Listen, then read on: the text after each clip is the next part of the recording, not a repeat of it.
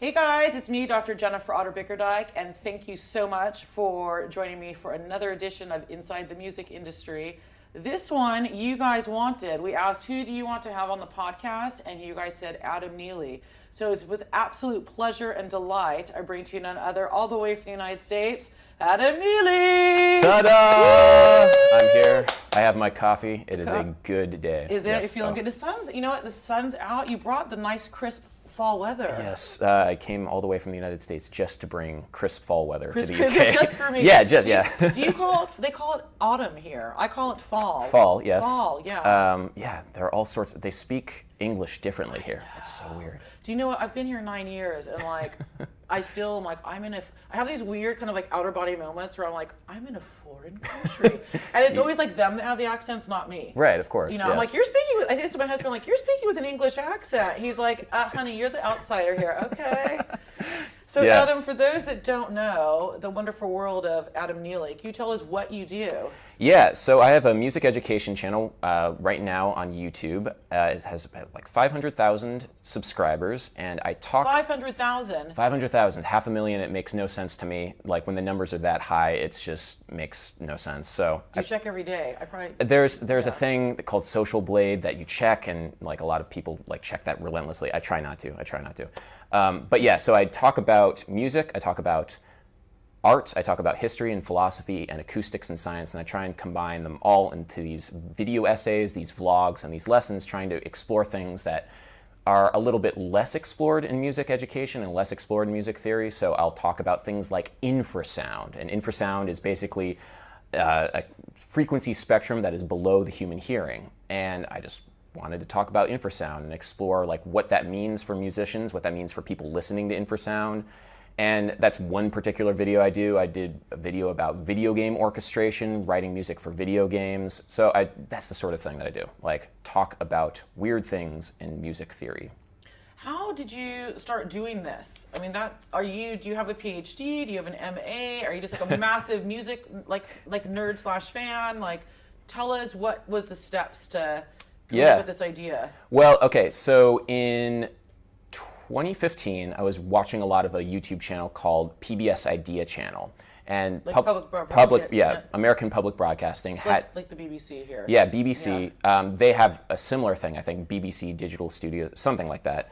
But there's PBS Digital Studios has this, or had this channel called Idea Channel, and Idea Channel was kind of an exploration of popular culture and philosophy and media literacy, and it was run by this guy named Mike Rignetta, and I was watching a lot of this channel, and it was a fascinating channel. It basically talked about Descartes and Camus, but related it to things like, For people who don't know who that is. Oh, Descartes, the philosopher Descartes, the philosopher Camus. Mm-hmm. I'm just trying, You oh yeah, I'm throwing out these names. I have a PhD. No, I don't. So I don't. So I do. I didn't. So you do. Yeah, I do. But So, and were they combining these in different ways? Yeah. Okay. So the whole thing was combining these like topics of philosophy, but with like media culture, like memes and things that internet culture, things very, very, what we would call hyper modern of the modern era. And so I found that fascinating. I was like, this is really interesting. This is speaking to me as a person who is watching videos on the internet and in internet culture, but relating it to the broader experience of humans as a whole. And we're taking things that we all feel today in terms of internet culture, what the young kids are listening to these days and doing these days, and then just relating it to a much broader history. Like, nothing exists in a vacuum. And so I took that idea of Idea Channel, and I was like, I want to do that, but like for music instead of just digital content and media literacy and all that stuff. So I started doing videos about, the original idea was bass, like specifically related to bass guitar, my instrument. And so I did some videos like Nietzsche and the bass guitar, which was... Oh my God. Can I say, if I was single, that sounds so hot, Nietzsche and the bass guitar. It was. He's my favorite, by the way. Yeah. Really interesting stuff. The Apollonian and the Dionysian. So the combination of like the two different ways that we feel about music and beauty. Like the Apollonian is the ideal of order and finding beauty in structure and form, and the Dionysian is finding beauty in chaos and explosion of creativity. And so there's this balance between the two of them, all and throughout all art and all history, according to Nietzsche. And I basically related that to playing bass guitar. And so it was a very niche sort of thing, but I started finding an audience because I was relating all of these philosophical topics to something that people didn't really maybe see the philosophical concepts in. And it was an excuse for me to explore those ideas and get more into it. And so as I started getting more of an audience, then I started growing the channel with this idea of like, all right, we're going to combine as much as we can. We're going to find as many connections as we can. We're going to kind of hone in on this idea of music as this grand experience, not just a singular thing we do. Music is related to everything we do. And that's how I got into it. That's what it is. So I mean, you come alive when you're talking right now and on camera. You're a little bit more reserved and shy, I would say. Just, you know, you're not like, wee. No, like I'm not. I'm very introverted, actually. Yeah. So how did it? Was it just seeing other people doing vlogs that you thought, okay, I could do this, or did you have like I don't want to be in front of the camera, or how did that go? The thing is I'm introverted, but I also like attention. So, yeah, I knew that because I make videos, like people would watch it, and I wanted to share the ideas that I had with people, and this was the way that I would share the ideas. So, I got a little bit more comfortable with it. And one of the things that's interesting about YouTube specifically is that I'm not only a person that's presenting on a camera, but I'm also the person that's taking that information and then editing it in a very specific way. So I now have this back and forth between my editing style and my delivery style, which is very different than normally where you have a team editing or somebody else edits your stuff. And for me, that was kind of a very powerful thing, like the ability to construct a statement both by talking in front of a camera and then editing it, which is interesting. Do you think it's almost, you and I could go off on that whole thing philosophically as well. It's like you're creating kind of another self of yourself in some sort of ways, like your best self that you want to be presenting to people. Yeah, there's this idea called the hyper-real. And the hyper-real... Oh my God, are you sure you've not read my books? I haven't. I'm sorry. Oh my God, Neely! I'm sorry. I'm gonna send them. You will. Oh please, yeah. You will go cray cray. Oh my God. Yeah, my whole PhD was on that fandom and hyperreality and ideas of like of empty like you projecting ideas onto something that's really empty and not real, but the hyperreals made it real. Yeah. Well, the whole like Baudrillard simulacra. Yeah, so I think about that a lot, and social media and YouTube. It really is that, because if you talk to me in real life, I don't make eye contact. I'm not making eye contact as much right now. I'm now hyper focused on like, okay, am I looking at the cameras right? You are looking at me more now that we're talking like this than you were when we were just like before we went on camera, which is kind of interesting. Yeah, and I mean, that's sort of, I'm very self-conscious about all these things, and I understand quite well that this is going to play a lot better if I'm looking at your eyes. I started out the conversation looking over there, which is how I normally talk, and then I realized that in front of the camera, in order for people to connect with what I'm doing right now, I have to look at you, and this looks probably way better. Tell me, somebody. The cheekbones look good from every angle, sweetheart. Let me tell you. Let's go back a second here. And you are obviously a music fan. So what was the first record you purchased with your own money? Let's talk about that for a second. It was in Paris in the 7th grade. Of course it was. It's in Paris, yes. Darling, you were on a school trip. I was on a school trip, and I bought Offspring's Americana. That's not Keep 'Em Separated, is it? Oh God, I forget. I honestly forget exactly. That one? Gotta keep 'em separated. Yeah. Yeah. Okay. Every Offspring song. They're pretty much the same. They're pretty much the same. But they're all good. They're all good. You know, I toured a lot, multiple times with Limp Bizkit, and at the time I was just like, I mean, that's a whole nother podcast. You and I can talk about it. But at the time, I'm like, oh God help me. And now I listen back, I'm like, this is good, like workout music, you know? Yeah. Get off with the new cat. I'm gonna pump that weight. You know? Yeah. Well, I recently did a video about how our taste when we're younger basically sets our taste for life. Yeah. And so there's a big thing about nu metal in myself. Like you need to talk off camera, darling. Yes. Yeah. So so I like that music quite a lot. So okay, so what was your first memory of hearing music? Did your parents listen to music? Yeah, so my mom is a musician, and that's kind of like, I grew up in kind of a musical family. My mom is a singer, and my uncles are also musicians. So one of my uncles is a producer in Nashville, and my uncles is a church musician. Aww. So I have a long history of music in my family, and my dad is an avid music listener. And do you brothers and sisters? My sister is not a musician, but she also loves music. And so I get the story I like telling about my mom is that she worked with a lot of very avant-garde contemporary classical musicians for a while because she was a soprano singer and she could hang in that scene. When you're a contemporary classical musician, you do some really weird things, and my mom could do some really weird things with her voice. But she got a chance to work with John Cage, the great postmodern wild. We'll talk more about his stuff because I talk about him all the time on my channel. John Cage. Anyway, so the story that she tells is that my busy box, like when you're an infant, you have like all the different things that you can press. And so you press this button and it makes a bell sound. You press this button and it makes like a whirring sound. And so John Cage wanted to work with her, and he was like, what other instruments do you play besides, singing? And she's like, oh, I play guitar and piano. I was like, no, that's not interesting. And she happened to have my busy box with me, and she's like, I want that. So she sang and played my busy box with John Cage. So that's Really? that's the lineage of where I'm coming from with all of this, is like weird stuff always happened in my family, and I thought the weird sounds were just normal a lot of the time growing up. And it wasn't until I was about 13 where I started playing music more full time, or like as my thing that I wanted to do. I picked up the bass guitar and then off from there. Yeah. So it went from busy box to bass guitar. Yeah. Pretty much. Yeah, back that way. Yeah, exactly. So when you picked up the bass, did you think, okay, I want to be a musician touring, or were you just like, I want to get chicks, or was it like, I want to play some Offspring, or what was the what was the thought process? It actually started with wanting to play Rage Against the Machine because I moved from there.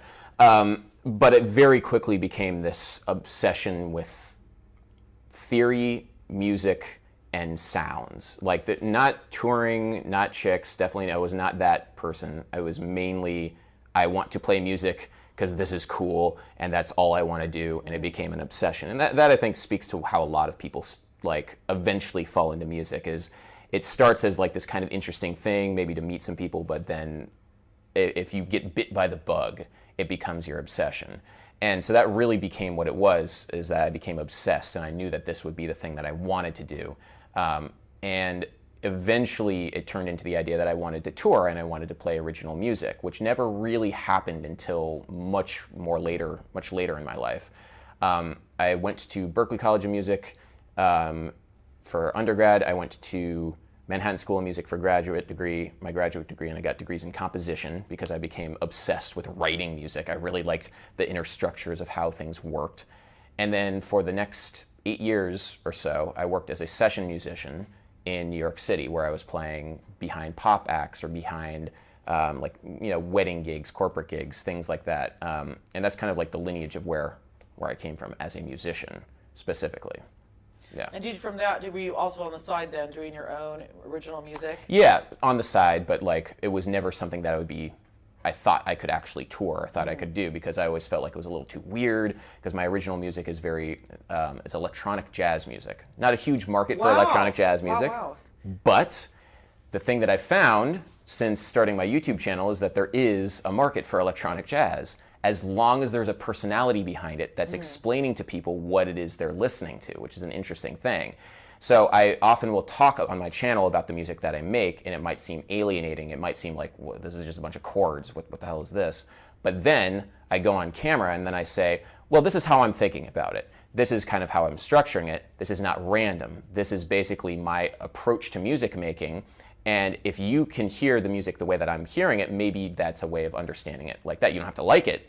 Please, you don't have to like my music, but it would be awesome if you at least understood where I was coming from with that. I think that's the power of YouTube, and what's like really drawn me to it is the ability to explain and the ability to show people not just my own music making, but other people's music making, and approach that music the way that they're thinking of it. Because a lot of the time music can be alienating if you don't have that reference. I was going to say, especially like that, like, you think jazz, you think jazz, darling, you know what I mean? Jazz music, yes. It's very like upper middle class. Yeah. I mean, like now, I'm saying yeah. now. Oh, yeah. Obviously not the roots of jazz, but it seems like I'm not going to be able to understand that. You know what I mean? It's very threatening is not the right word, but intimidating. Intimidating. So I think that's really cool that you're kind of the face of this new kind of, not new sound, but your own original thing, and you're demystifying the whole thing. Yeah. So, go ahead. Oh no, I was. There's a meme. Like I'm very big on thinking of memes as a means of communication and communicating ideas. Memes are with cats. not just cats. Oh, memes go deeper than cats. The people in the know will find this cringy that I'm talking about this, but there's a thing called the lick. And the lick is a phrase that's been used by jazz improvisers for decades, for a long time. And then it got turned, because of the power of the internet, into this meme. Basically, if you play the lick, then it's a joke. And so now everywhere... A joke like ha-ha. Yeah, as in like, you go, doo-ba-da-da-da-da-da. It's like, haha, you played the lick. I get messaged all the time on Instagram by people just playing the lick and sending me the lick. I get messaged of people finding the lick in different pieces of music all around the world where the lick is present, like whether or not people use it as an in-joke or whatever, it's present all over the place. Now it's this unit of understanding that you are in on the joke, you are in on what jazz is, the lick is there, and now you have a community of people that you can laugh with. And that community in the past 5 years has grown so much in terms of jazz musicians and people who at least want to feel like in the know, feeling cool and in the know, has grown to this point where like, oh, there's now, it's a little bit less of this stuffy upper middle class sort of thing. This is now an internet culture thing. Yeah. Which is modern. It's a very modern thing, Yeah. and it's only happened very recently. And again, it's like, you're like young and cool and cute, so it isn't like some old fuddy-duddy, you know, like, oh yes, darling, with this pipe yeah, slippers, and it's also, I mean, there's what, and also it gets into the idea of like what jazz is. Jazz is a lot bigger than jazz of the 1950s and 1960s now. Jazz is much more of a general approach to music making, and it's also much more, it's broader. It's broader when people think of jazz. You and I could go on about this, because Yeah. you're getting into my wheelhouse of race and class, which I I love, darling. That's a good race and class. Yeah, oh, yeah, I love that stuff. Let's come back to you though. So what was your, so you've done the video, exactly. We could be here forever, I think. So you've done the video about Nietzsche and bass guitar, okay? Yeah. You put it up, and are you just like, what happens then? Like, do you put tags in it? Like that very first video, how do you get anyone besides your mom to watch it? Oh, great question. Okay, so I've actually been doing YouTube for 12 years. 12 years! I uploaded a video in February of 2006. That's when I first started uploading. And I've been uploading sporadically for a very long time. Do you know what? So you are an intimidating person, I would say, because you're good looking, you're smart, and you're not just like, hey guys, it's me, Adam Neely, here to show What's up, everybody? Yeah. Adam Neely coming at you. Yeah, exactly. It's your boy, Adam Neely. Yeah. Today. Yeah, no, yeah. I'm not going to do that. You know, and so I think that it's easier for people to be that persona than to be very thoughtful and coming from a place where you actually are trying to share knowledge with people. And like, just that story about the lick, I find that really inspiring and really kind of really beautiful, to be honest with you. Yeah, and again, like people are going to like watch this and laugh because it's considered like overdone, or it's considered like there's a thing called a dead meme. If people keep repeating the same thing over and over, it's not a joke anymore. It's just like, that's stupid. There's this term I like using. It's a shibboleth from the Bible. And shibboleth is a means of distinguishing in-groups versus out-groups. And an in-group, if you're able to say the shibboleth, I forget what exactly it is in the Bible, but it was a means of determining whether or not a tribe was part of the Israelites or not part of the Israelites. And if you could say shibboleth without saying sibboleth, then you were an Israelite. But if you couldn't say sh, then you weren't an Israelite, and you're an outsider.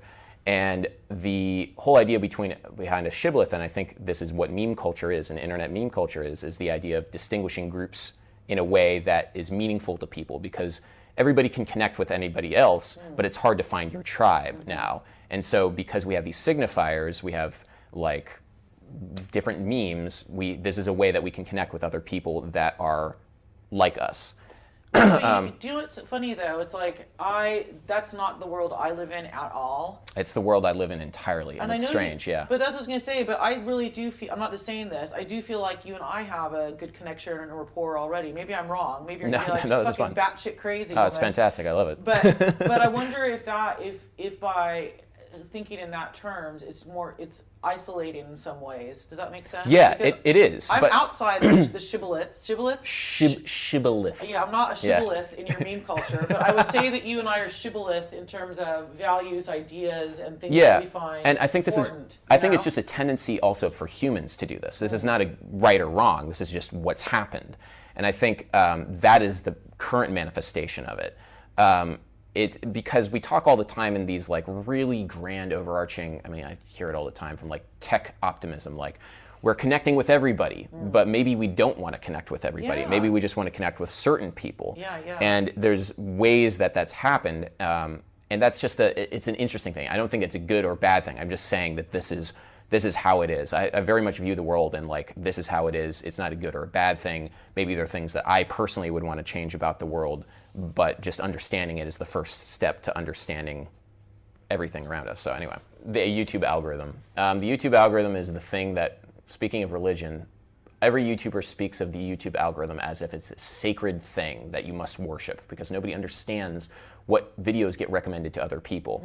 So when I first posted my first video, it was me tapping the playing the sound machine or whatever. What was it called? What was your mom? What did your mom do? The Busy Box. Yeah, the the Busy Busy Box. No, that would have been awesome. That would have been awesome. No, it was the Maple Leaf Rag, and I uploaded it, and I've been doing a bunch of like lesson videos or whatever, and I had about 4,000 or 5,000 subscribers once I started deciding to do videos regularly, and that was the first step. I'd wanted to make content regularly, because weirdly, contrary to popular belief, I think that quantity is better than quality. Really? Because quantity makes quality. When you do something over and over and over again and keep churning out something and really earnestly do something over and over and over again, you go and you break the blocks that kept you from making something. So, for example, my videos when I was first uploading them regularly were terrible. They were not very good. They're okay, but like I got way better because I kept doing it. Like I had to upload something, I had to make something, I had to write a script, I had to film it, I had to talk. You had yourself on a schedule, basically. I had myself on a schedule, and because I did... Practicing over and over and over Exactly. again. Yeah. So because quantity happened, quality happened also. And that's something that I say to anybody that wants to upload anything on YouTube, and also make music too, although that's something that I've had many discussions with people, like should you keep to a schedule with writing music and releasing music? Like every month release something new, or should you really perfect something? And it's a more philosophical question, but for me, I attribute all the success that I've had on my channel to being able to churn out stuff and get better at churning out stuff because I have a schedule. Every Monday I upload something. I don't know what I'm uploading this Monday. I need to edit that. How about you met this really cool girl? Yeah. So what I do all the time, this is a means and something that I think about, is I film myself on gigs. So I'll be playing around New York City. I'll be playing like little gigs here and there with like my friends' bands, and we play all these venues, and it's fun, it's great. And what I do is I film myself. I set up different cameras and I film myself playing. I also will vlog. I'll say like, hey everybody, we're here at Rockwood Music Hall. Today we're playing with, in this case, in this story, it's Shub Saran's band, this great Indian jazz fusion player. It's going to be a great gig. This is us setting up, blah, blah, blah. And I'll film the whole thing and I'll edit it and chop it up like really funny and whatever. So this gig that I filmed is the first time I had ever gotten high on just before I played a gig, because somebody had given me a brownie and said like, hey, this is like a weed brownie. And like, what's that? And because I'm very naive in that sort of thing in terms of like how that affected me. And I filmed the whole thing, and it was very fascinating. I freaked out. I had the worst experience of my life. Oh no. But it was all on camera. And because it's all on camera, now I can tell a story around it. And it's a really fascinating idea, being able to film everything. We're talking about hyperreality. It's a very interesting thing about being able to film stuff and then be able to tell the story in a way that feels real, even though it might not actually be real. So that's probably what's going to be next Mondays, is I have all the footage. I just need to be able to chop it up. And I am able to do that sort of thing. It's like first-person documentary. That's really what YouTube is, and that's really what a lot of social media is, I feel like. First-person documentary. It's real, but you're telling a story through it. So, yeah. When you watch that footage back, was what you recorded, was that how you were feeling? Because that's really kind of obviously you are like, or whoever inside. Yeah. And I guess one is, what did the footage look like? And two, well, it was like watching yourself. Was it uncomfortable? Oh, it was incredibly uncomfortable, especially since the music that I was making, I was a sub, I was depping on this gig. So I think that's what they say in the UK. You dep on on a gig. So I was subbing, and this band is incredible, in terms of how complicated the music is. Very, very intricate, polyrhythms, quintuplets, odd time signatures, all this stuff. And I'd really focused and really practiced. And it's the sort of thing that I would need to have all my mental capacity, mental faculties in order to like play and feel like I'm part of. Yeah. And it's also a band that has 2 drummers, and 2 drummers playing a lot of notes at the same time. So the mindset of me in this altered mental state, sitting there next to these 2 drummers, holding on for dear life, counting to 5 really quickly. 1, 2, 3, 4, 5, 1, 2, 3, 4, 5, 1, 2, 3, 4, 5, 1, 2, 3, 4, 5. It's not shown on my face at all, which is interesting because inside I'm not that. And I'm going to do an analysis of how I played the music. So I'm going to go in, and this is what I'm trying to do for this week, for Monday. When am I going to have time to do any of this? Whatever, it doesn't matter. I'm going to go in and see the waveforms of how my bass tone is interacting with the transients of the kick drums and the other drums, and figure out, okay, well, when I was in this mental state, I was playing like this. Normally I'd be playing like this. And that's the sort of thing that I really geek out on, is like how, like on a technical level, how is that going to be affected? That's, now that I've said this on camera, I have to do this now because I'm committed and now I'm not interested in it, all right? Anyway, so yeah. That's my plan for my day. So speaking of Monday, what does a normal day in the life of Adam Neely look like? Oh, there is none. On the weekends, that's when I edit videos. I have many different kinds of video concepts that I'll be filming throughout the week, and then on the weekends, that's when I like scramble and get everything edited. I spend a lot of time in front of a video editing software. I feel like I'm much more of a video editor than a musician by this point, which is kind of strange to think, but I have had this discussion with some people. When I'm editing something, I'm thinking musically, I'm thinking beats, I'm thinking when certain things come in, I'm thinking how, just how you experience a video. I like to try and think of how you experience a video like how you experience a song or a piece of music. And I... filters as a musician, then, it sounds like. Yeah, because I'm not a video editor. I have no background in any of the stuff that I do. I just fell into it. And so I take whatever I know as a musician and I apply it to the idea of video editing. So that's, yeah. So have you learned on the job, per se? Yeah. What to do? Yeah. I'm entirely self-taught, and I also feel like it shows, but yeah, I'm self-taught in that way. Is your job, then, your YouTube channel? Yeah. That is your job? It is. I do other things. For a while, I was the music director of a corporate agency wedding band in New York, but I quit that basically to do YouTube. That's my thing. Was it scary to like lose the regular paycheck for the YouTube? A little, but at the same time, I crowdfunded. Everything's crowdfunded, so I'm fine. When I quit my job, that other thing, it was at a good time, so I can transition pretty much to YouTube full time. And honestly, it was at a good time. So yeah, but it was kind of scary. Yeah. Now you feel okay about it though. Oh, totally. Totally Yeah. good. Totally. Yeah. And have you been able to concentrate more and build more then, since you're just concentrating on just the YouTube channel? Yeah, I have. I've gotten a chance to give talks. Like I did a big talk at Ableton Loop last year, which is great. I get to travel a little bit more. I get to do bigger projects, which is really exciting. And I'm working on a bunch of new things right now. Yeah, I basically am able to spend more time doing it. So that's cool. That's really fun. Okay, so the $1 million question here. All right. $1 million question. What are the components for success? How do we get, so if I do the Jennifer Otter Bickerdike video channel and I put something up of us, people will come because of you, but if I put something of myself there talking about the Smiths versus Morrissey, yeah, how do I get people to come and watch it? Like, you probably get this all the time. Okay, you got to think of how every piece of content, like a journalist thinks of content. Everything has to be headlined. There has to be a lead on everything, I think, in order to find success on YouTube. So the easy way of, like the cynical way of saying this is you have to clickbait everything, meaning you have to get somebody to click on it. But that's a very traditional understanding of journalism, is there has to be a lead to a story. There has to be something to get somebody to read a story. The hook, yeah. And interestingly, I didn't make that connection until I talked to somebody from Vox, which is a big digital media company, and they're thinking of all the videos that they make as pieces of journalism, which, if you look at some of them, they're not much different than the sorts of things that I do, except I'm not thinking of it as a journalist. So the way that you have to think about it is you have to compete with all the people, Everything is like competing with the pieces of content that journalists make too. So titles are important, thumbnails are important. Thumbnails are important because that's what people like are drawn to. Current thinking, I can hip you guys to current thinking in thumbnails because their trends change.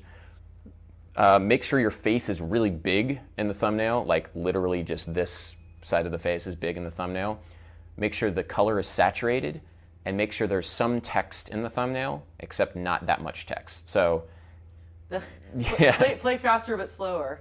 Yeah. Has to be the right amount then. Yeah, it has to be like 3 words or whatever. So that's this is all like technical YouTube stuff that, you know, you put a bunch of YouTubers, no matter whether or not they're music YouTubers or fitness YouTubers or beauty YouTubers, or you put them all in a room and we have this exact same discussion and share analytics, and it's, yeah, anyway. So that's that. Those are the things. Titles, thumbnails, those are important. Consistency is very important. Consistency of upload, consistency of content, some kind of consistency in what people know you for. Find your niche in terms of like YouTube.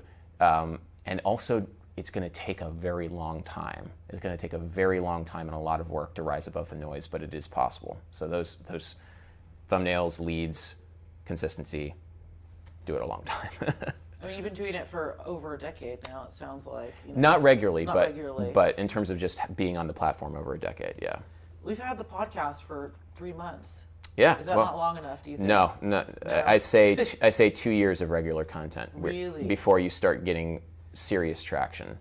And even then, that's not a guarantee, but you will find your niche. That's like what I've been saying. And yeah, I mean, it's ridiculous when you think about it, because the amount of work that goes into making one episode, one episode of this podcast, is insane. But that's what it is for everybody, because everybody is putting in a ridiculous amount of work on every piece of content that goes up on the internet, and everybody's competing with everybody else. So it's a war of attrition. Mm-hmm. How long you can last usually is an indicator of how much you can succeed. That's usually what I think. So. No, that is very true. How important is interaction on your videos? Like interaction with the audience? Like people like writing comments. You have some like Q&A ones where people will be like, I'm here to answer some questions. How important has that been, do you think? Well, it's been very important for the growth of my channel. It's also been very important for the algorithm. Bless the algorithm. All hail the algorithm. And I'm saying that somewhat tongue-in-cheek, but we don't actually know what goes into the algorithm recommending videos to people. And one idea is that engagement, how many people leave comments on a channel, boosts the likelihood that a video will get recommended. So it's been very important for that aspect, but it's also been very important to find a connection with people on the channel, because then people come back and people watch more. And so I try and answer as many questions as I can in Q&A videos. I also will do Instagram Q&As where people like write in questions and I'll answer questions there. I think that's a very important part of my channel. Yeah. So something that people need to be thinking about too is how to engage like that, and how to get people asking questions in the comments section, how to get people talking. I think that's a very important thing. I mean, one thing that's really hitting me here is that you are a tastemaker, you are a trendsetter. Do you still continue to read like what other people are saying is the trend, or how to do it, or like, you know, a dummy's guide to YouTube? Do you find yourself still looking at that, or are you just kind of going with what works for you and modifying and evolving it? Yeah, I'm not doing that so much. I'm definitely doing what works for me in terms of how YouTube works. And also, I mean, I see what other people do. I just in terms of like analyzing upload schedule, upload dates, like all that sort of thing. Like I understand what other people are doing, but then I also understand what I'm going to be doing. And also the kinds of content that I make, I don't generally look towards other people to make that. I generally will make a thing just because it interests me, because otherwise I wouldn't. Like I don't have a cynical view on it at all, because if I'm not interested in a thing, I'm not going to make a video about it. Was it such a slow build in terms of even doing it for so long?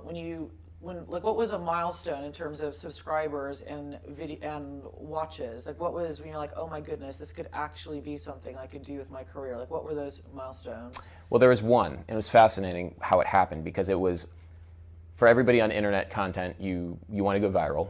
That's what you want to do. You want to have a bunch of people sharing your stuff. Then you also want people coming back. Mm-hmm. So there's 2 steps. You want like a huge increase, and then you also want people coming back.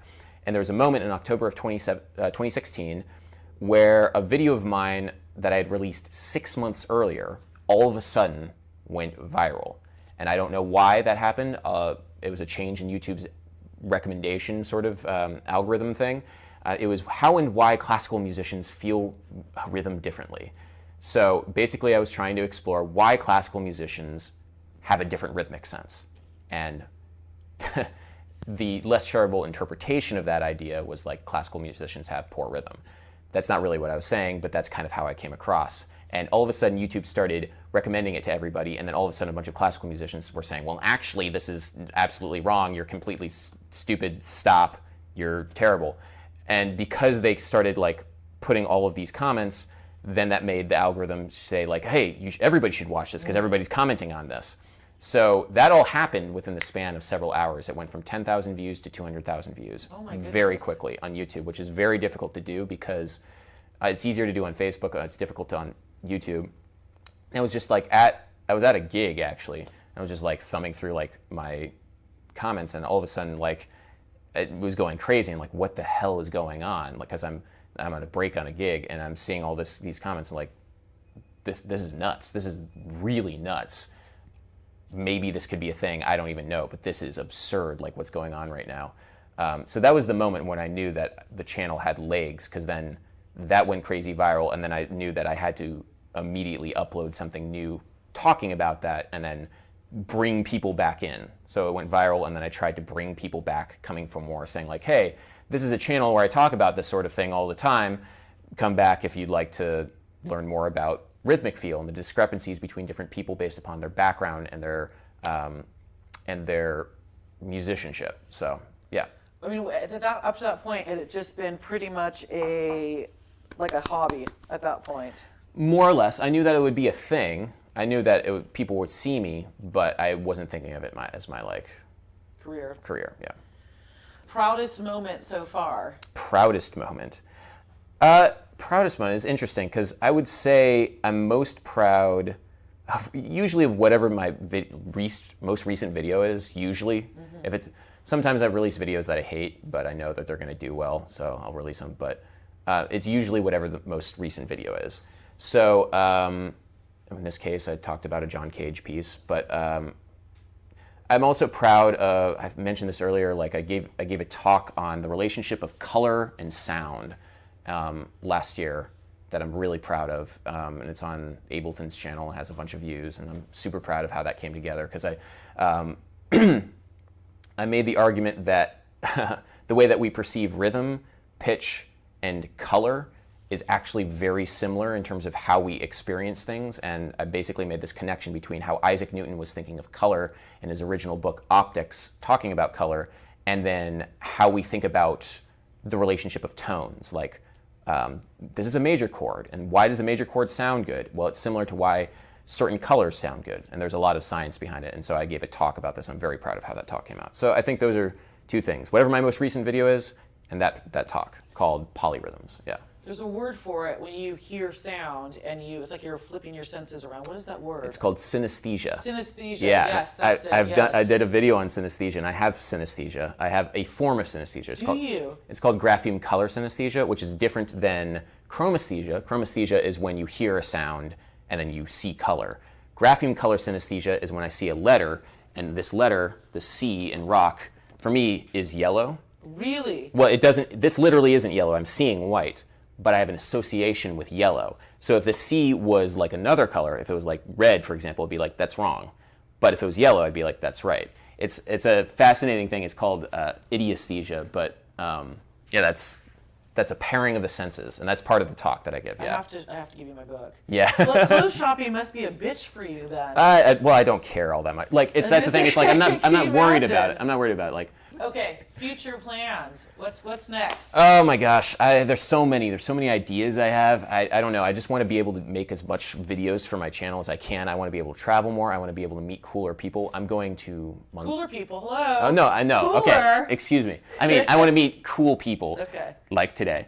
I'm going to Mongolia in. Am I supposed to mention this? Probably not, but that's all right. I'm going to Mongolia at some point in the future. I want to do some stuff with Tuvan throat singers because that's a really cool thing, and it'd be really fun to meet some like Tuvan throat singers. and jam with them and play with them, and I want to put that on my channel. I want to go and travel to India and do some things in India with Carnatic singers who do like the takadimi takida. Like I can't even really do it, but I want to like talk to them and understand how they're thinking in cycles. I want to basically be able to interview a bunch of different people from around the world and try and convey what they're doing musically to a general audience and put it on YouTube and say, check out this cool stuff. I think it's really sweet. Let's talk about it. That sounds really cool. Yeah. So besides, this is for those that are not familiar. What is the way people can get hold of you on social media? It's _ Adam Neely is my Instagram, and Adam Neely is my YouTube. Just Google my name, and my name is there. Fabuloso. Well, you are totally inspiring and darling and fabulous and so smart. You might be the smartest person we've had on the podcast so far. Okay, so this is a little embarrassing, but if you Google my name, I was on I was on my friend Tyler Larson of this other YouTube channel's Music Is When, and the name of the when you Google my name, his video comes up as Adam Neely, the smartest musician in the world, and I'm like, God, that's so stupid. Can you not do that? But so that's now what I have to live with. You know what? But I think it's really great because I don't think that we don't normally think of smart, thoughtful, interesting, engaged, like those. You know, like if you say, "Oh, I'm bringing this rock person home. It's in a band," to your parents, they're like, "What? Bring the dentist home instead." So it's great that you're putting it out there. That's a different kind of version. Well, I try, and it's interesting. Like, what do I say I do? Am I a YouTuber? That's not really what I do. Am I a musician? That's not entirely what I do. So I'm going to try and come up with a name of what I do at some point in the future. We can talk about that sometime. Well, thank you so much for being on the podcast. Well, thank you so today. much. Absolutely This was loved it. amazing. Absolutely loved it. Yeah. Okay, guys, thank you so much for coming along and subscribe. Give us 5 stars on iTunes. See you later. Woo. Peace.